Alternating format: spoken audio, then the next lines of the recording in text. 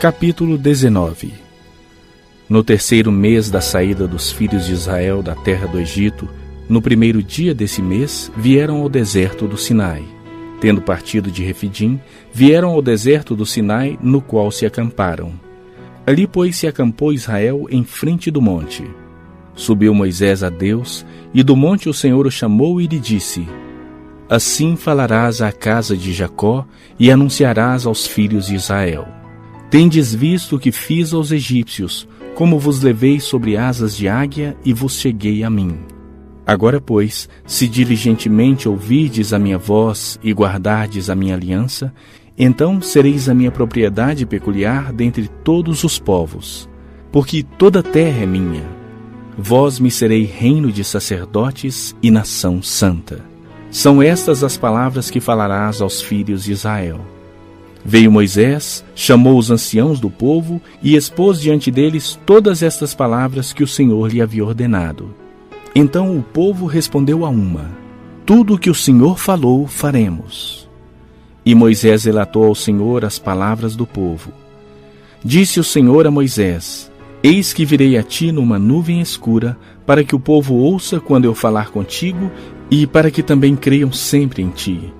Porque Moisés tinha anunciado as palavras do seu povo ao Senhor. Disse também o Senhor a Moisés: Vai ao povo e purifica-o hoje e amanhã. Lavem eles as suas vestes e estejam prontos para o terceiro dia, porque no terceiro dia o Senhor, à vista de todo o povo, descerá sobre o monte Sinai. Marcarás em redor limites ao povo, dizendo: Guardai-vos de subir ao monte, nem toqueis o seu limite. Todo aquele que tocar o monte será morto. Mão nenhuma tocará neste, mas será apedrejado ou flechado. Quer seja animal, quer seja homem, não viverá. Quando soar longamente a buzina, então subirão ao monte. Moisés, tendo descido do monte ao povo, consagrou o povo. E lavaram as suas vestes. E disse ao povo: Estai prontos ao terceiro dia, e não vos chegueis à mulher. Ao amanhecer do terceiro dia, houve trovões e relâmpagos, e uma espessa nuvem sobre o monte, e muito forte clangor de trombeta, de maneira que todo o povo que estava no arraial se estremeceu. E Moisés levou o povo fora do arraial ao encontro de Deus, e puseram-se ao pé do monte. Todo o monte Sinai fumegava, porque o Senhor descera sobre ele em fogo. A sua fumaça subiu como fumaça de uma fornalha, e todo o monte tremia grandemente. E o clangor da trombeta ia aumentando cada vez mais. Moisés falava, e Deus lhe respondia no trovão. Descendo o Senhor para o cimo do monte Sinai, chamou o Senhor a Moisés para o cimo do monte. Moisés subiu, e o Senhor disse a Moisés: Desce, adverte ao povo que não traspasse o limite até o Senhor para vê-lo, a fim de muitos deles não perecerem. Também os sacerdotes que se chegam ao Senhor se hão de consagrar, para que o Senhor não os fira. Então disse Moisés ao Senhor: O povo não poderá subir ao monte Sinai, porque tu nos advertiste, dizendo: Marca limites ao redor do monte e consagra-o. Replicou-lhe o Senhor: Vai, desce. Depois subirás tu e Arão contigo. Os sacerdotes, porém, e o povo não traspassem o limite para subir ao Senhor, para que não os fira. Desceu, pois, Moisés ao povo e lhes disse tudo isso. 1 Reis, capítulo 22. Durante 3 anos não houve guerra entre a Síria e Israel. No terceiro ano, Josafá, rei de Judá, foi encontrar-se com o rei de Israel. O rei de Israel disse aos seus oficiais: Vocês sabiam que Ramote Gileade nos pertence e que não estamos fazendo nada para tomá-la do rei da Síria? Ele se virou para Josafá e disse: Você gostaria de me acompanhar na batalha para recapturar Ramote Gileade? Josafá respondeu: Sem dúvida, conte comigo para o que for preciso. Minhas tropas são suas tropas, e meus cavalos, seus cavalos. Ele fez apenas uma ressalva: Antes de qualquer coisa, consulte o Eterno a respeito do assunto. O rei de Israel reuniu cerca de 400 profetas e lançou a pergunta: devemos ir atacar Ramote Gileade ou não? Eles disseram: vão! O Eterno a entregará nas mãos do rei. Mas Josafá insistiu: há mais algum profeta do Eterno aqui a quem possamos consultar? O rei de Israel disse a Josafá: na verdade há mais um, mas não gosto dele. Ele nunca diz nada de bom a meu respeito. Só prevê destruição e calamidade. É Micaías, filho de Imlá. Josafá disse: o rei não deve falar assim de um profeta. Então o rei de Israel ordenou a um dos seus oficiais: vá buscar Micaías, filho de Imlá. Enquanto aguardavam, o rei de Israel e Josafá estavam sentados no trono, vestidos em trajes reais diante dos portões da cidade de Samaria. Todos os profetas profetizavam diante deles. Zedequias, filho de Quenaaná, tinha feito um par de chifres de ferro e anunciava: assim diz o Eterno, com esses chifres você ferirá os arameus até não sobrar nada. Todos os profetas clamavam: amém! Ataque Ramote Gileade! É vitória na certa! O Eterno a entregará em suas mãos.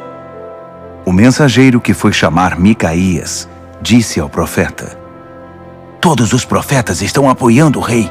É bom que você também diga sim a ele. Mas Micaías disse: assim como vive o Eterno, direi o que o Eterno disser. Quando Micaías se apresentou, o rei perguntou ao profeta: então, Micaías, devemos atacar Ramote Gileade ou não? Ele respondeu: vá em frente. É vitória na certa. O Eterno a entregará em suas mãos. O rei disse: quantas vezes já pedi a você que falasse apenas a verdade para mim? Micaías disse: então está bem. Já que insiste, lá vai. Vi todo Israel espalhado sobre os montes como ovelhas sem pastor. Ouvi o Eterno dizer: esses não têm quem diga a eles o que fazer. Voltem para casa e façam o melhor que puderem por vocês mesmos. O rei de Israel virou para Josafá e disse: você viu? Eu não disse que ele nunca fala nada de bom a meu respeito, só me dá notícia ruim? Micaías continuou: não terminei ainda. Ouça a palavra do Eterno. Vi o Eterno em seu trono, e todos os anjos do exército celestial ao seu redor, à direita e à esquerda. O Eterno perguntou: como poderemos enganar Acabe para atacar Ramote Gileade?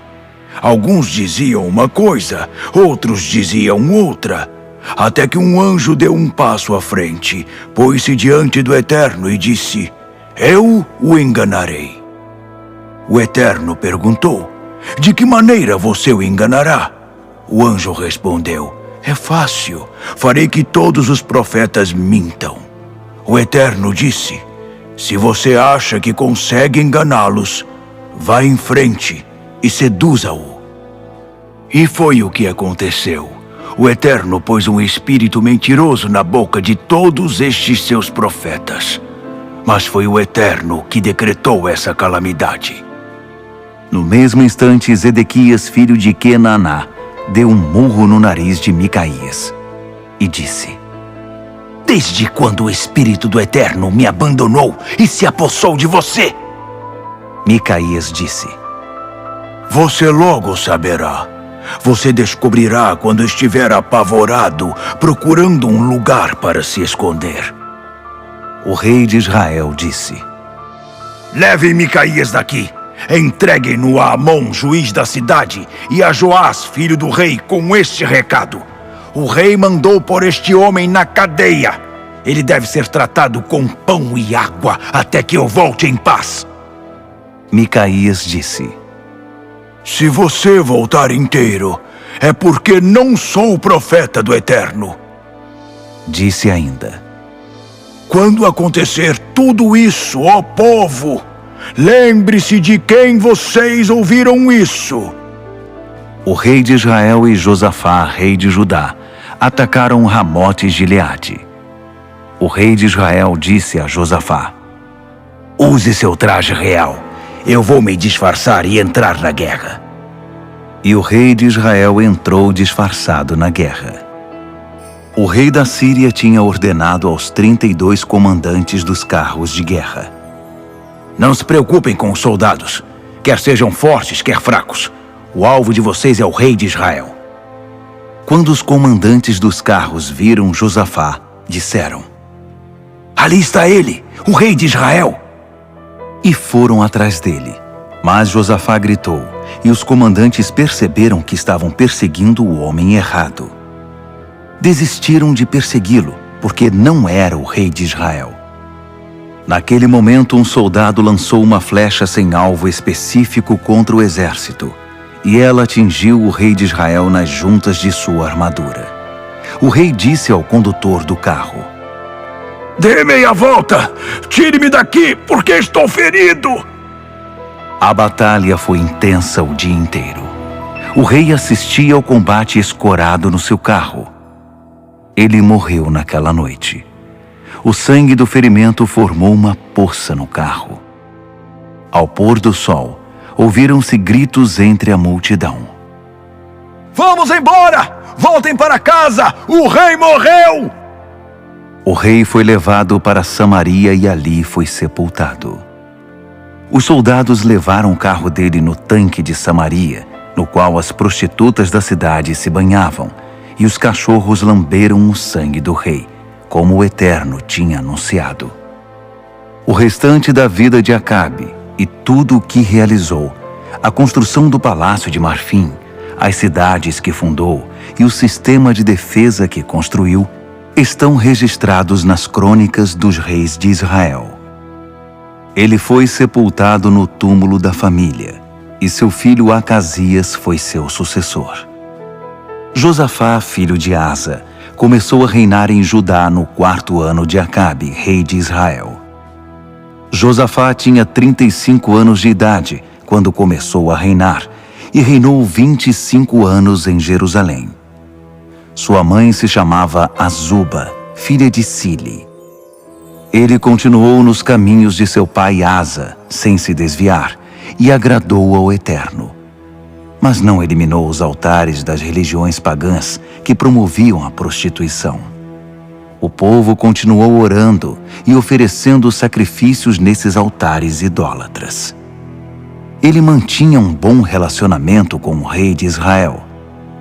O restante da vida de Josafá, tudo o que realizou e suas guerras, estão registrados nas crônicas dos reis de Judá.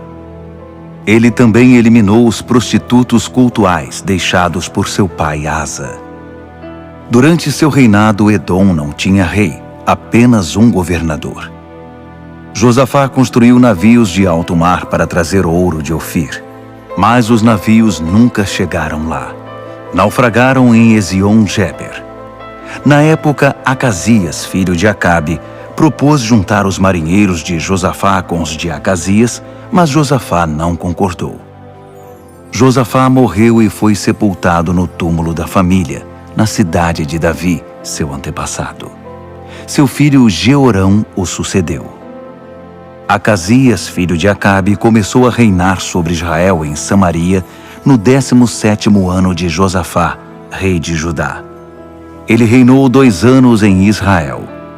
Cometeu muitos pecados diante do Eterno, seguindo os caminhos de seu pai e de sua mãe, e também de Jeroboão, filho de Nabate, que levou Israel a viver em pecado. Ele provocou a ira do Eterno, o Deus de Israel, sacrificando nos altares de Baal. Foi pior que seu pai. Hoje, 28 de agosto de 2025,